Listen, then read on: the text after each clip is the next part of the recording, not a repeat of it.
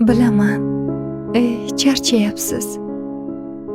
Ichingizda ko'p o'y borligini sezaman. Ish, yumushlar, mas'uliyatlar hammasini yelkangizda ko'tarib yuribsiz. Ba'zan og'irligini hech kim ko'rmaydi.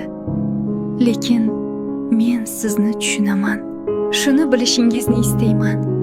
Men siz bilan chin dildan faxrlanaman. Biz uchun qilayotgan har bir harakatingiz mening qalbimga yetib boradi. Hatto sukutda qilgan zahmatlaringizni ham ko'rib turibman va qadrlayman. Siz meni suyanchig'imsiz, kuchim, ishonchim, har kuni yonimda turgan insonimsiz. Har doim shunday bo'lib qoling.